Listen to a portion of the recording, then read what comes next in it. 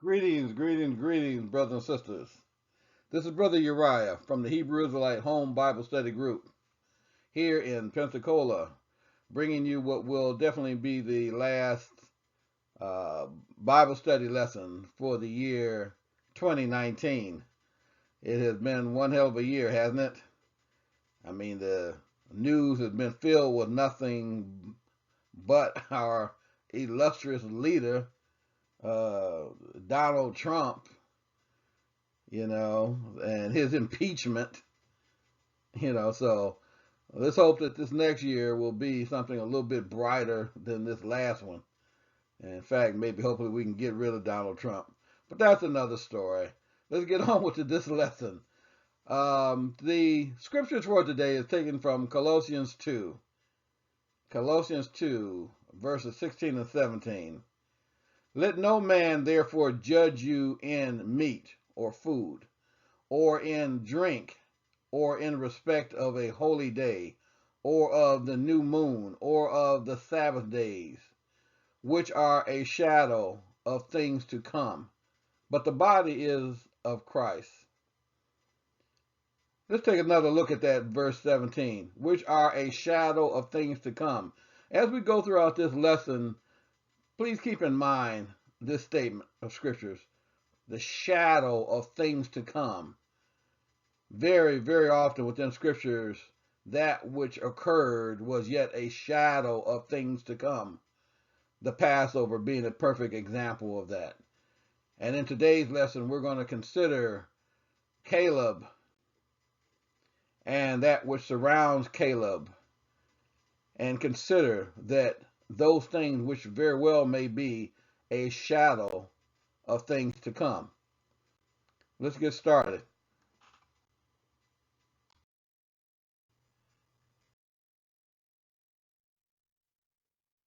Caleb, the Edomite ruler of the tribe of Judah.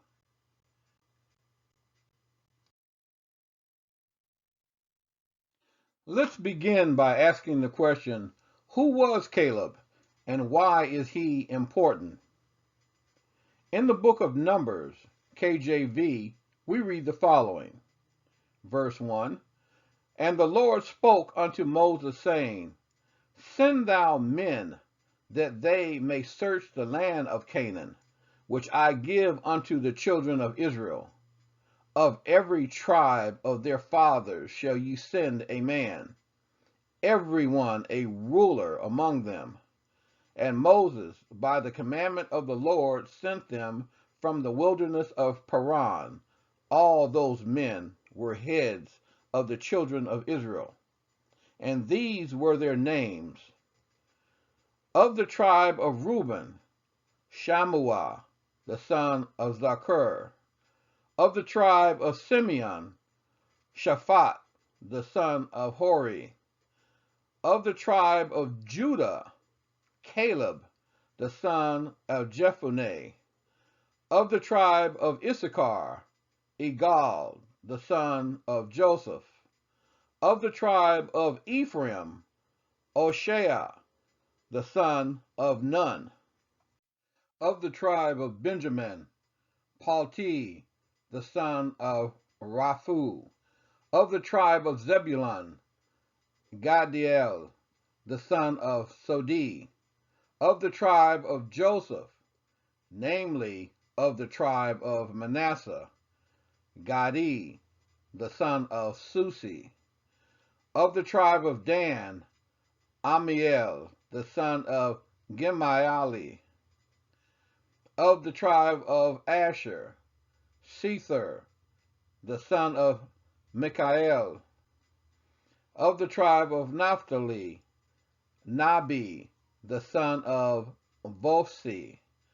Of the tribe of Gad, Guel, the son of Maki. These are the names of the men which Moses sent to spy out the land. And Moses called Oshea, the son of Nun, Jehoshua, or Joshua. And Moses sent them to spy out the land of Canaan, and said unto them, Get you up this way southward, and go up into the mountain, and see the land, what it is, and the people that dwelt therein, whether they be strong or weak, few or many, and what the land is that they dwell in, whether it be good or bad, and what cities they be that they dwell in, whether in tents or in strongholds, and what the land is, whether it be fat or lean, whether there be wood therein or not. And be ye of good courage, and bring of the fruit of the land. Now the time was the time of the first ripe grapes. So Caleb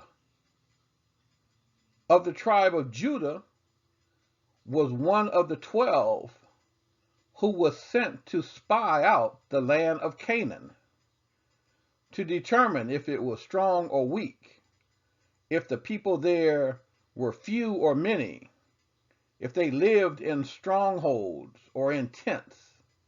Caleb was chosen amongst the other rulers of Israel to spy out the land of the Canaanites.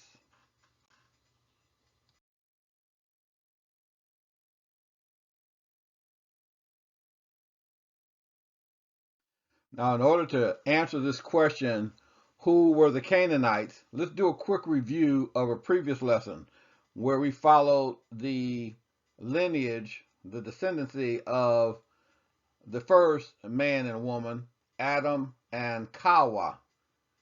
Not Eve, Kawa. The Gentiles changed her name to Eve. Her name was Kawa. When we followed their children's lineage down through Seth, we arrive at the person known as Noah. Noah is described in scriptures as an albino.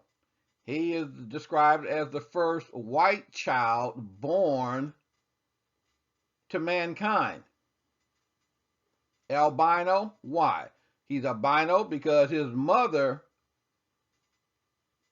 was a black woman. His father was a black man. So if he came out white, that makes him an albino. And according to this is the first white child ever born. Now, out of Noah and his woman Imzara, we get her name from Jubilees chapter 4, verse 33. They had 3 children, Shem, Ham, Japheth, in that order.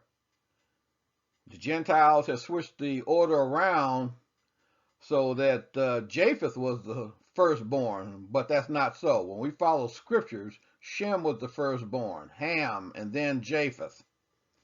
Now, when we look at the Zondervan Compact Bible Dictionary and we look up the name Ham, we find this description of Ham. Ham, meaning perhaps hot. The youngest son of Noah, born probably about 96 years before the flood, and one of 8 persons to live through the flood. He became the progenitor of the dark races. He became the progenitor. The word progenitor means the father of, the beginning of.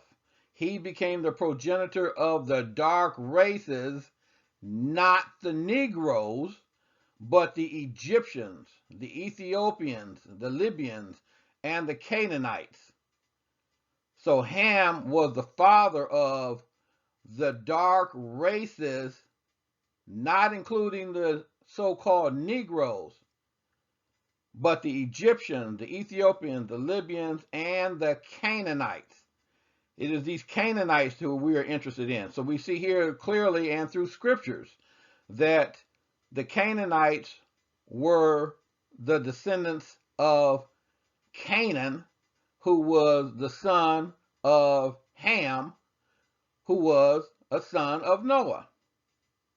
And it was the Canaanites who were cursed, not Ham, not black people, but the Canaanites were cursed. Okay, so now with this understanding that these Canaanites are dark-skinned, which we would call today black, Hamites. This is who he's referring to, the Canaanites. Let's go on. Now, with the understanding that Ham was the middle child of Noah and Imzara, and that Ham's son was Canaan, and those families that descended from Canaan are the Canaanites. Now, on this depiction, we can clearly see that Ham and his woman, whose name was Neelatamauk. Where do we get this name from? Certainly not from the KJV, because they don't even have all the scriptures in it, not by a long shot. But we find this in the book of Jubilee, chapter 7, verse 15. Ham's woman was named Neelatamauk. That don't sound like no white woman to me. All right, but anyway, I'm sorry.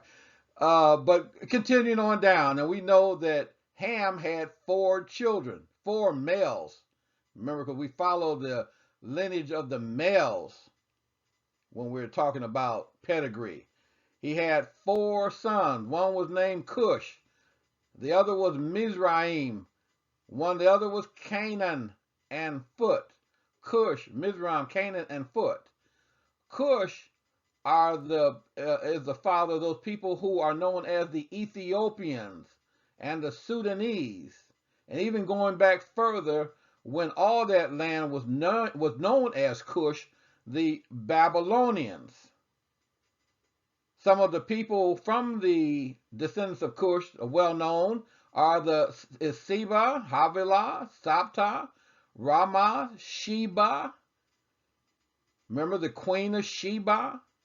Dedan, Sabteka, and Nimrod. Nimrod was a black man who set up the first empire on planet Earth back in the land of Mesopotamia. The other second son that Ham had was Mizraim. Mizraim is the Hebrew name for those people, who we know as the Egyptians. The word Egyptian is not an African word, it's a Greek word. They're renowned for changing the names of people and places.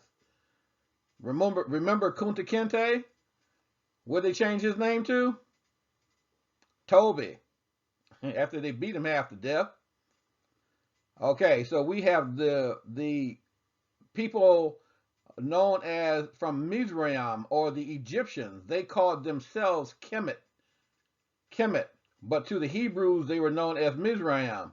Then we have the descendants of Canaan. They are known as the Canaanites. The Greeks called them Phoenicians.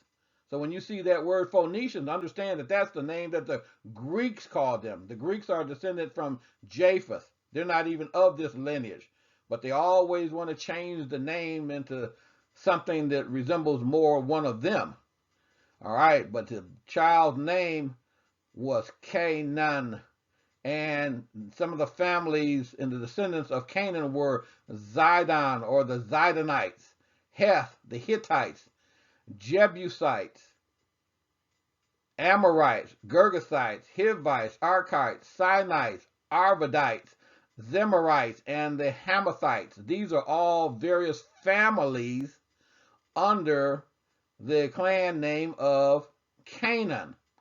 Now, I want to point out these people known as the Jebusites. They created and founded a city that was named at that time Jebus. Jebus. Later on, that city's name was changed to Jerusalem, or more properly, a little more properly in Hebrew, Yerushalayim. But understand that Jerusalem was not founded by Hebrew Israelites. It was founded by these black Canaanites called the Jebusites. And then we have the fourth child, Foot, or Put, sometimes it's pronounced. These are the people in the area that we today call the Libyans. Now that we've identified the families of these Canaanites, the Zidon, in fact, Zidon, or spelled with an S, sometimes with a Z, Zidon was the firstborn child of Canaan. And then you had Heth, and then the Jebusites, the Amorites, the Girgashites, the Hivites, the Arkites, the Sinites, the Arvadites, and the Zemarites, and the Hamathites, names that we've already covered. Now look on this map. That Great Sea is the Mediterranean. So we're looking at the far eastern side of the Mediterranean. And you will see these names of these black Canaanites, descendants of Ham. You see they're the Canaanites, the Perizzites, the Hivites. See that around the coastline where it says Mount Carmel or Dor. You have the Jebusites just under Jerusalem. Remember I said that it was Jerusalem that was founded by these Hamites, these Jebusites. And you see the various names scattered throughout this map. This is the real depiction of what was taking place in that northeastern area of Africa.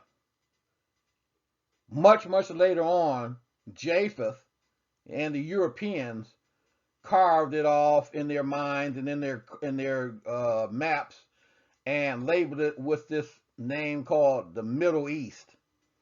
And anybody has any decent understanding of geography, you'd have to realize that this name Middle East is absolute nonsense.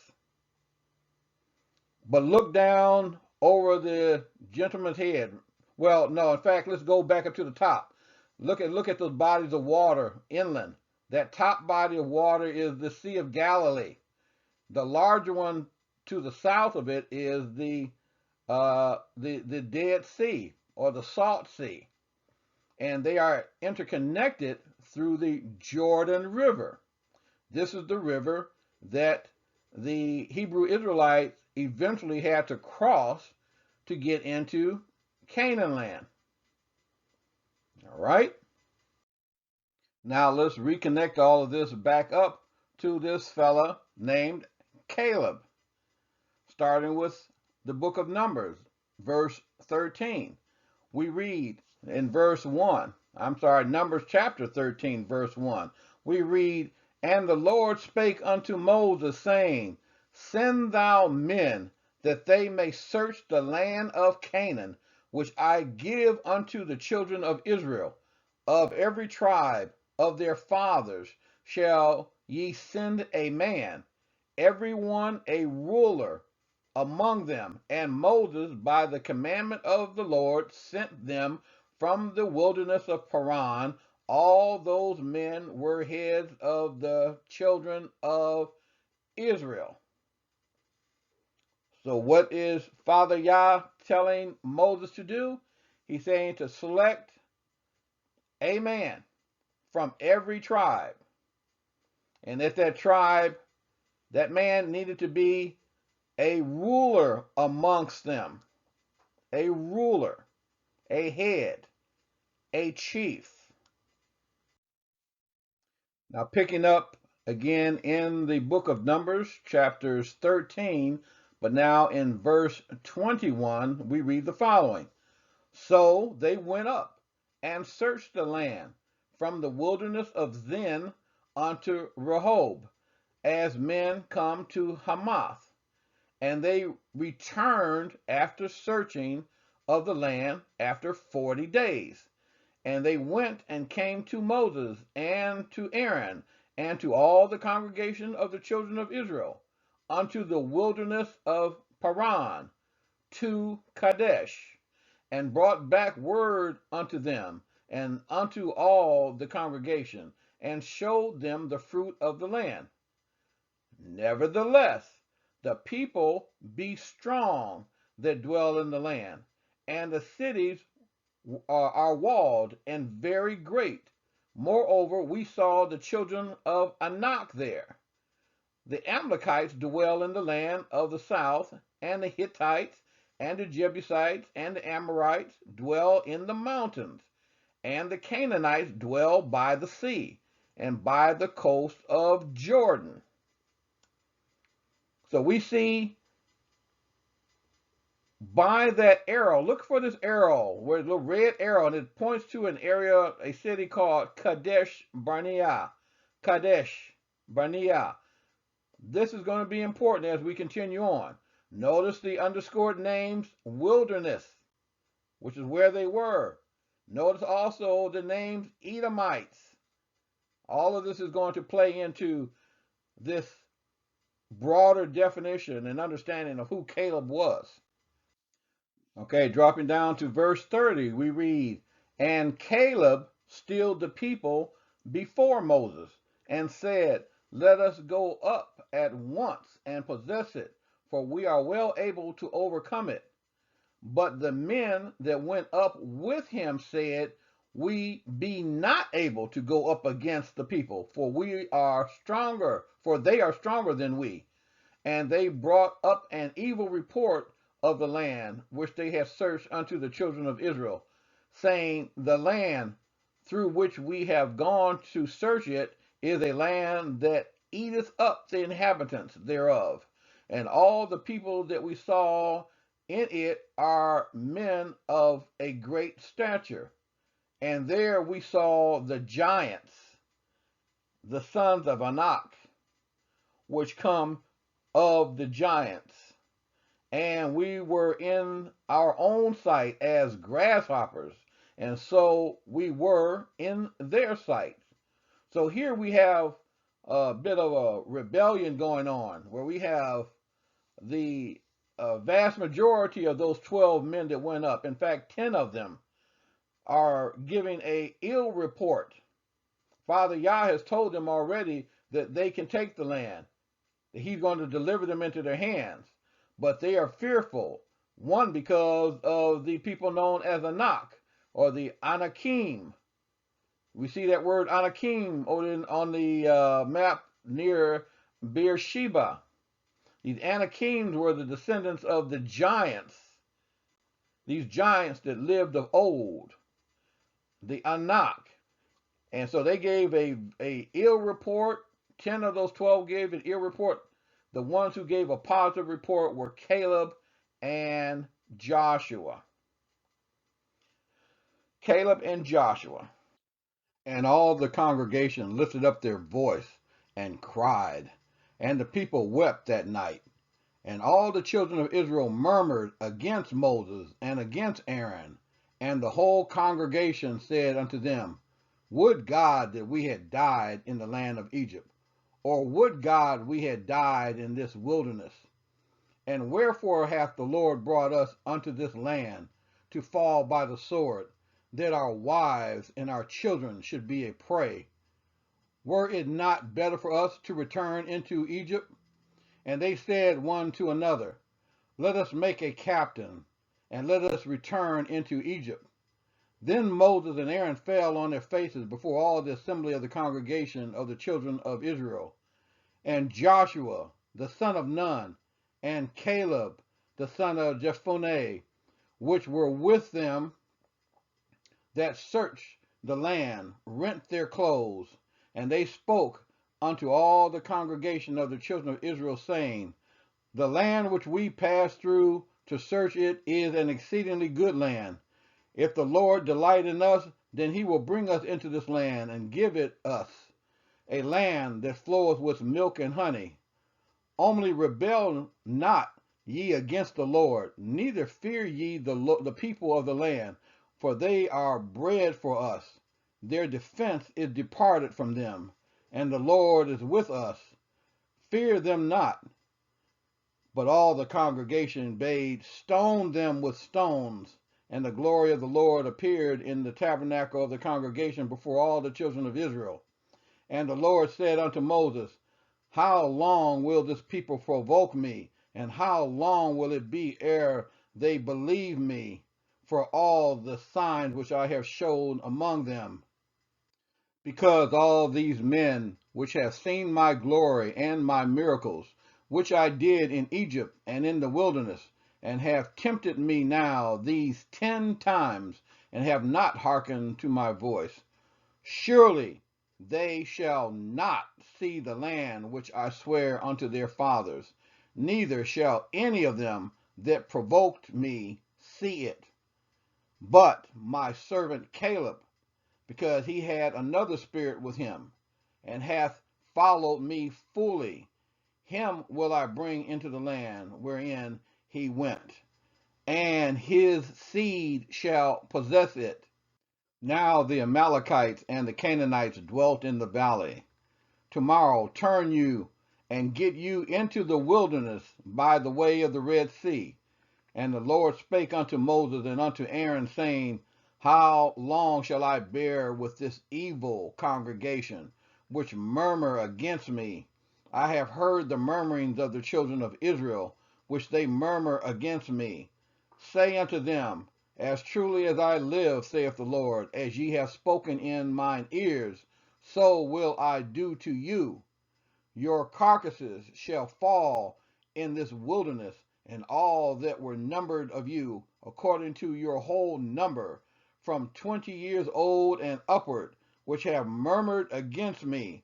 Doubtless ye shall not come into the land concerning which I swear to make you dwell therein, save Caleb the son of Jephunneh and Joshua the son of Nun.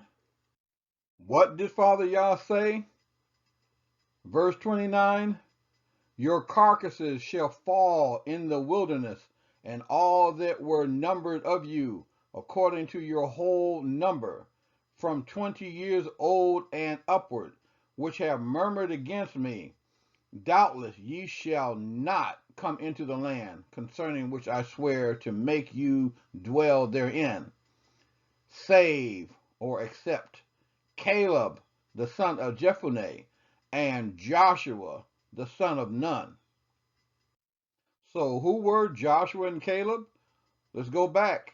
Numbers 13 and 1. Recall that he said that Moses was to pick out 12 men. 12 men, one from each of the tribes of Israel. And every one of those men were to be rulers. Every one of those men had to be heads of the children of Israel. So Caleb and Joshua were rulers. They were heads of their tribes. Caleb, the son of Jephunneh, from the tribe of Judah, and Joshua, the son of Nun, of the tribe of Ephraim. Both were heads within their tribes. Both were rulers within their tribe. This is important to understand as we peer deeper into who particularly Caleb was. What more does Scripture say about these two? It says that Moses changed the name of Oshea, the son of Nun, to Joshua. His original name was Oshea, the son of Nun. Moses changed his name to Joshua. In Numbers 13 and 16, we read, These are the names of the men which Moses sent to spy out the land. And Moses called Oshea, the son of Nun, Joshua. It also said in Numbers 32:11, surely none of the men that came up out of Egypt from 20 years old and upward shall see the land which I swear unto Abraham, unto Isaac, and unto Jacob, because they have not wholly followed me, except Caleb, the son of Jephunneh, the Kenazite, and Joshua, the son of Nun, for they have wholly followed the Lord.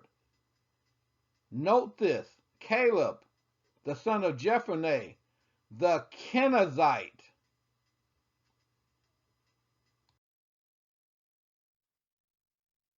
Well, what in the world is a Kenazite?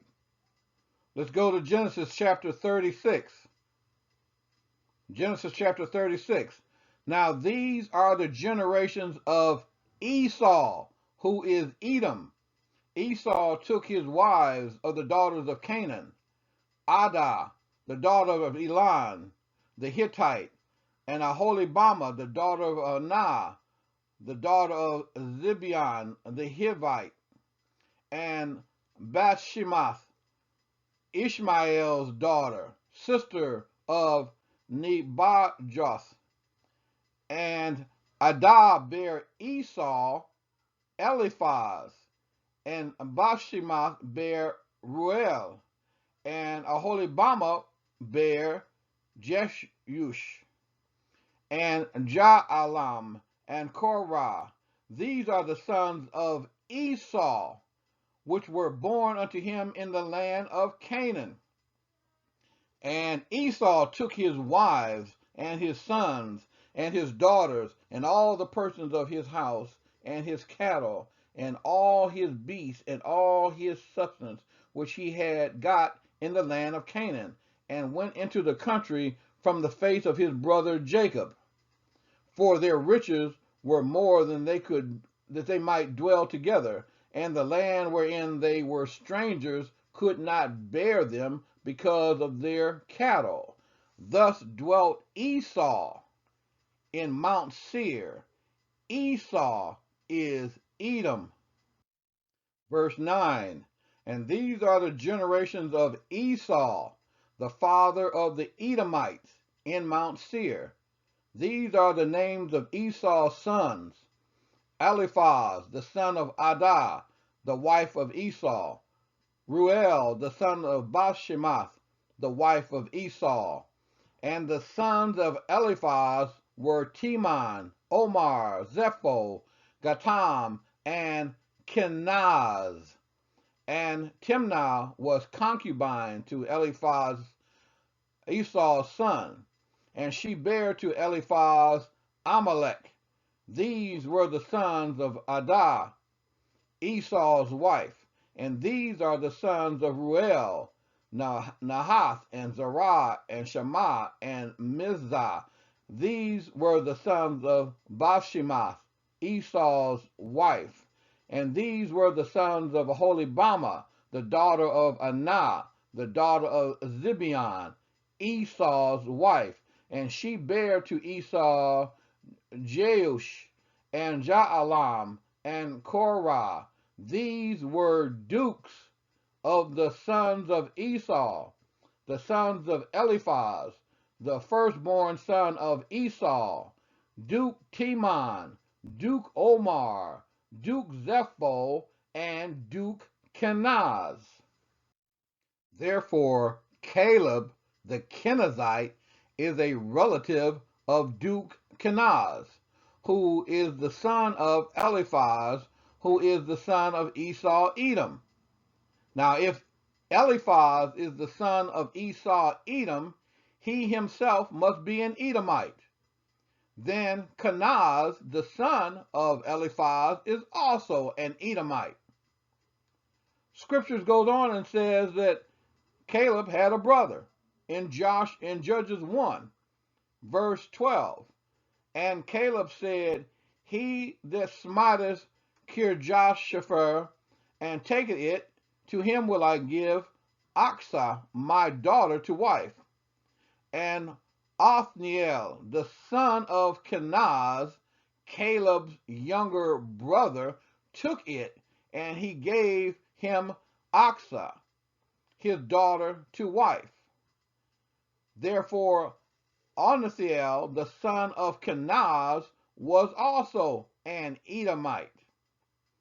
And we're going to see where this Othniel plays a prominent role within Israel. Othniel, the Edomite. Caleb, the Edomite. So Caleb and Othniel were both Edomites operating within the family of Israel. Caleb, the Edomite, was a ruler, a head within the tribe of Judah. Remember what Scripture said. Every one of those men had to be a ruler among them. All those men were heads of the children of Israel. Well, that's awfully doggone strange, because we are all familiar with certain Hebrew Israelites who say that Edom, Esau, Edom, all of them, they're the devil. All of them are the devil. They're all going to hell. They're all going to burn. They're all going to suffer. They're all going to be destroyed. We've been hearing this for years. But here we have in scriptures that one of the rulers, one of the leaders, was an Edomite and had attached himself to the tribe of Judah. Now, how did he get there?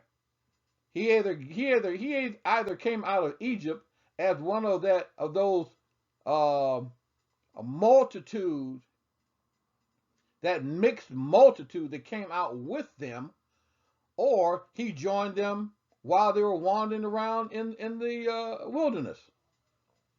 Now, I don't know of any scripture that says that Caleb joined them while they were wandering around in the wilderness. So therefore, the most likely explanation for the presence of Caleb is that Caleb and his family of Edomites were amongst those who are described as a mixed multitude. A mixed multitude that came out of Egypt with them. So what does this say about those who are constantly running their mouths about Esau, Edom, the white man? Well, if that's true, if Esau, Edom is the white man, then Caleb, the white man, was a ruler within Israel. There ain't no way around this, except to admit that somebody don't know what they're talking about. It's not as cut and dry as some would suspect. If Caleb was an Edomite, he definitely was a ruler within the tribe of Judah.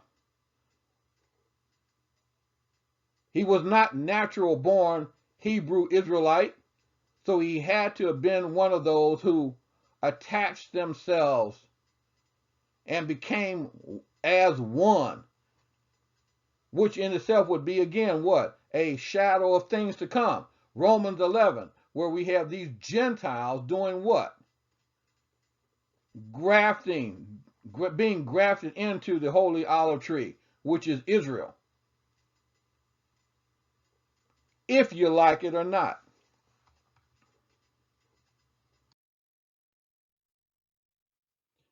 Now let's consider that other Edomite that was a relative of Caleb, who was also clearly an Edomite. This one that we're referring to is Othniel. Now, did Othniel hold a position within Israel, just like as Caleb did? Well, let's see. When we go to Judges chapter 3, verse 9, we read the following.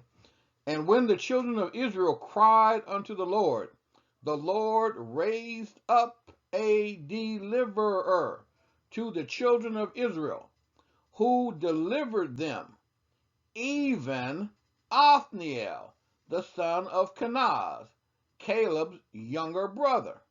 And the Spirit of the Lord came upon him, and he judged Israel, and went out to war, and the Lord delivered Cushan-Rishathaim, king of Mesopotamia, into his hand, and his hand prevailed against Cushan Rishathaim, and the land had rest 40 years, and Othniel, the son of Kenaz, died. Othniel, the Edomite, was a judge over Israel for 40 years. Now, what does this do to those who teach that Esau-Edom is the white man?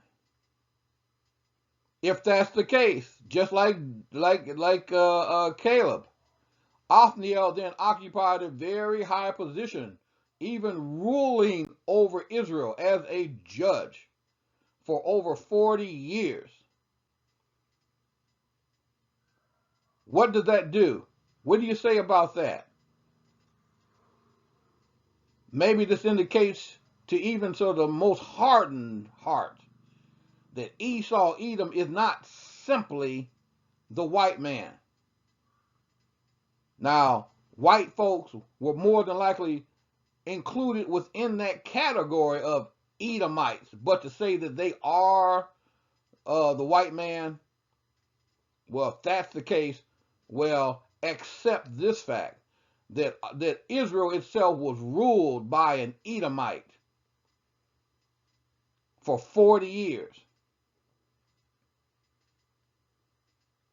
And don't tell us anything about King Herod. That came much, much, much, much later. King Herod came much later. He was certainly an Edomite who ruled over Israel. But that came much, much later. Here you have the children of Israel still wandering around in the desert, still haven't crossed over into the river Jordan, into the promised land. And you've got Edomites in very high positions amongst the children of Israel.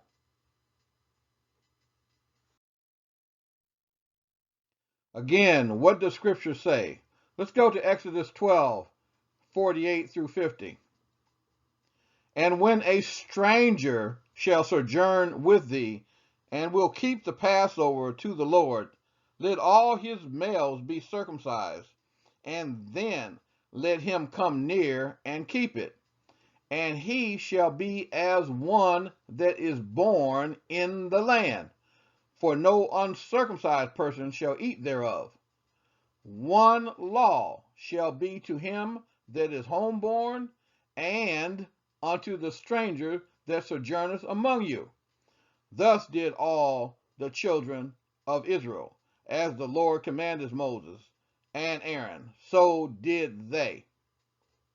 Again, I would suggest to you, this is but what? It's a shadow of things to come.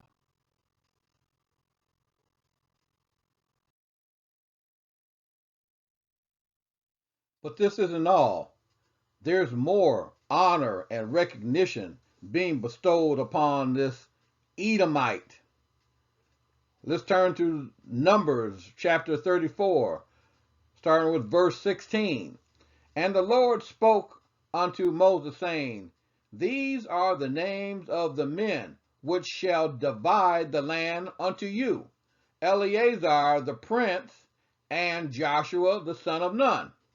And ye shall take one prince of every tribe to divide the land by inheritance. And the names of the men are these: of the tribe of Judah, Caleb the son of Jephunneh. So here we have Caleb the son of Jephunneh, Caleb the Edomite, Esau-Edom, being referred to as one of the princes of the tribe of Judah. So how do you reconcile this, all of you who believe in this Esau is the white man nonsense? It wouldn't dawn on you that the designation of Esau is really a collection of people. You act as though if the white man was suddenly disappeared off the planet Earth, that all would be peace and calm. No, he's got a lot to pay for. But that doesn't justify lying or spreading of misinformation about the scriptures. Here, this Edomite is referred to as a prince. Let's go on. So Caleb the Edomite, a prince of the tribe of Judah, chosen to divide the land, allotted to the tribe of Judah by Father Yah himself. So what was Caleb going to do? He's going to divide the land that had been allocated to the tribe of Judah. Who put him in that position? Father Yah himself. So somebody's making a big mistake about Esau, the white man. Somebody's making a big mistake, because this is not jiving with scriptures in its totality. So here we have Caleb, the Edomite, the son of Jephunneh, was given land as his inheritance, including Hebron. What? You mean to tell me that God gave, Father Yah gave this evil white man, this Edomite, Esau-Edom, he actually gave him land as part of his inheritance, including Hebron? Hebron? Hebron is a very special place. It's a very special place. We're going to cover that in a minute too. But how do you reconcile this, ye believers, that Esau-Edom is the white man? Has the white man done a great deal of harm to our people and other people around the world? Absolutely. But have all of them done it? No.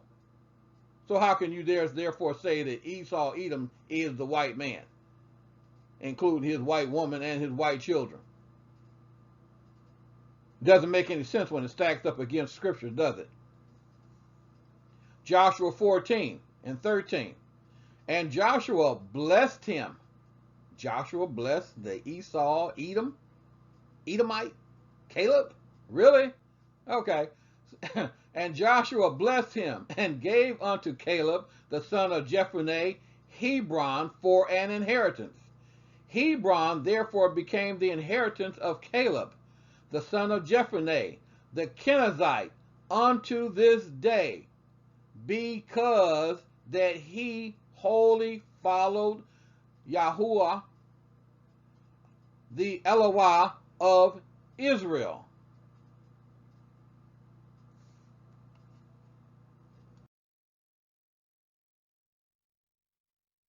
Let's take a closer look at this map. This is the map of Canaan land divided up into the territories of the 12 tribes. Here we're looking at the territory that was allotted to Judah, the tribe of Judah. And notice Caleb's name prominently displayed in the middle of this map. And we have seen that Hebron, the city of Hebron, was given unto Caleb, the Edomite, forever as an inheritance. That was part of his inheritance as a member of the tribe of Judah, an Edomite. Now this is important because Hebron, a lot of things happen in Hebron. If we go to Genesis 13 and 18, we read that then Abram removed his tent and came and dwelt in the plain of Mamre, which is in Hebron, and there built an altar unto the Lord. So this is one of Abraham's earliest stops, there in Hebron. There he built an altar to Father Yah. So let's go to Genesis 23 and 2. And Sarah died in Kirjath-arba. The same is Hebron, in the land of Canaan. And Abraham came to mourn for Sarah, and to weep for her. So Mother Sarah died in Kirjath-arba. That was the old name. That would have been probably a Canaanite name for that location. But it's also known today as Hebron. So Mother Sarah was buried there. Let's go to Genesis 23 and 19. And after this, Abraham buried Sarah, his wife, in the cave of the field of Machpelah before Mamre. The same is Hebron, in the land of Canaan. So this was quite an honor. This was quite an honor bestowed on Caleb, the Edomite. Now again, if we were to believe what some teach, that the Edomite is the white man, and I hope you understand the inclusiveness and exclusiveness of this statement, that Esau-Edom is the white man. Well, if that were the case, then Hebron was given to Caleb and his seed for an inheritance forever. According to what you're teaching, Father Yah gave Hebron to the white man for an inheritance forever. I don't think so.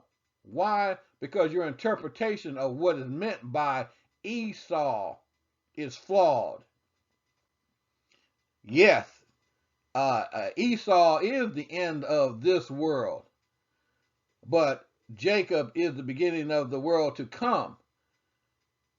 But does that mean that Esau is the white man? That doesn't make any sense.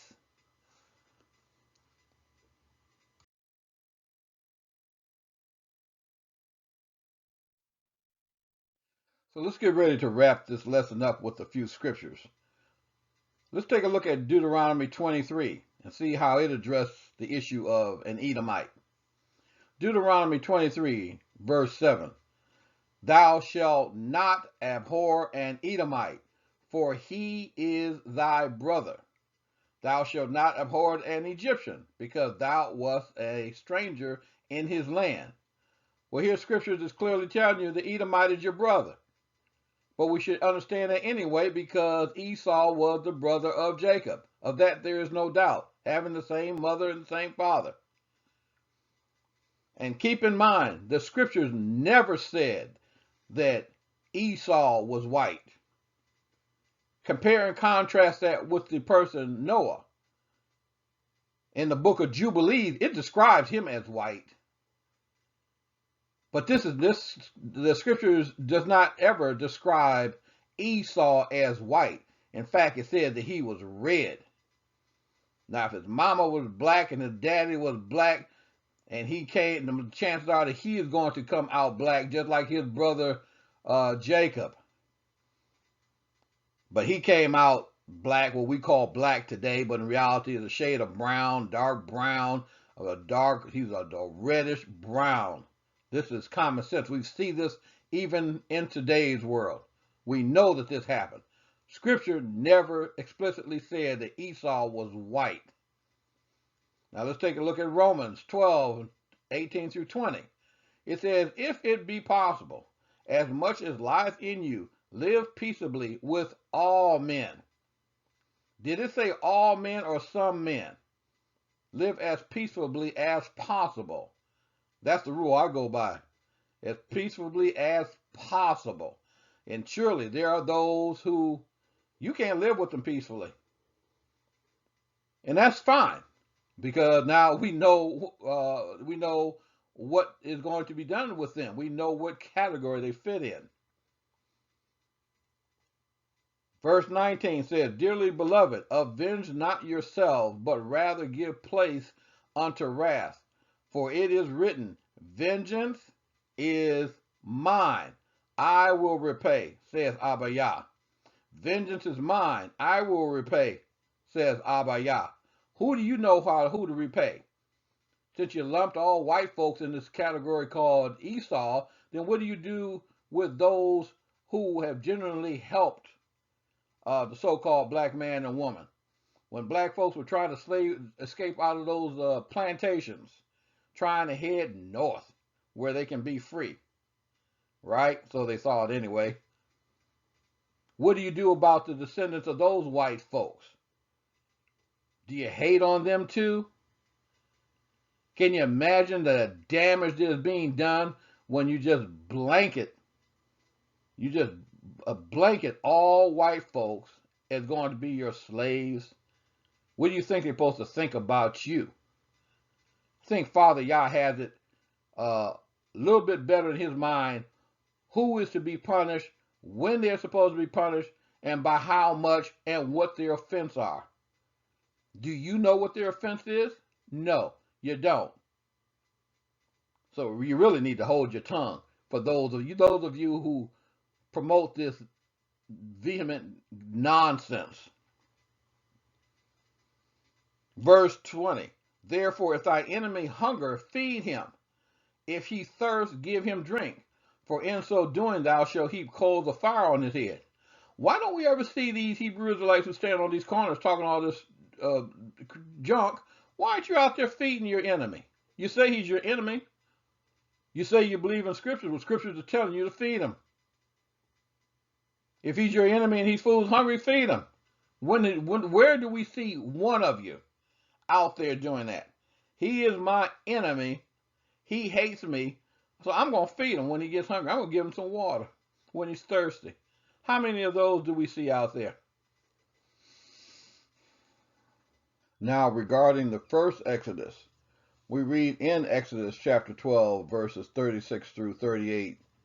And the Lord gave the people favor in the sight of the Egyptians, so that they lent unto them such things as they required, and they spoiled the Egyptians. And the children of Israel journeyed from Ramses to Succoth, about 600,000 on foot, that were men, besides children.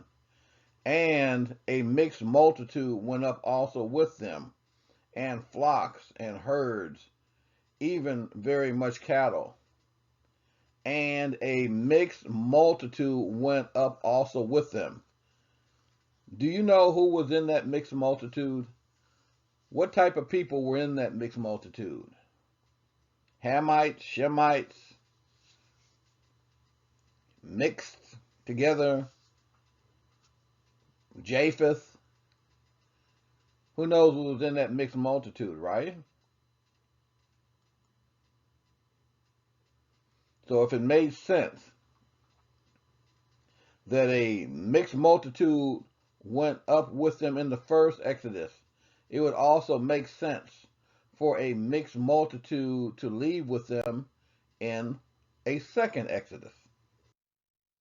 So when we apply the precept of Colossians 2:17, which are a shadow of things to come, we should expect for there to be another mixed multitude to leave out of here with us, as well as those that will murmur and desire to return to their slave masters, where life was so much better. A mixed multitude of people leaving with us in the first Exodus, and a mixed multitude leaving with us in the second Exodus. So don't be surprised when you see white people and others who call upon the name of Father Yah, as we do, leaving out of here. They're out there. I've seen them, and I'm sure some of you have seen them too. We do not know who made up the mixed multitude, do we? So we're not in a position to say who will not be within that mixed multitude. And doesn't Scripture say that he will make his name great amongst the Gentiles? So here we are, brothers and sisters, at the end of another Bible study lesson from the Hebrew Israelite Home Bible Study Group here in Pensacola, Florida. It's amazing how often this happens, that when the lesson is released, it's on the Sabbath. So, Shabbat Shalom, brothers and sisters. Shabbat Shalom, according to the biblical lunar solar calendar. We praise Yah and thank Him for all. We thank you, Father Yah, for all. And we must prepare our minds, our hearts, and souls. Because as I see it, one of the next great events to occur is going to be the fall of Mystery Babylon and our departure from this land of our captivity.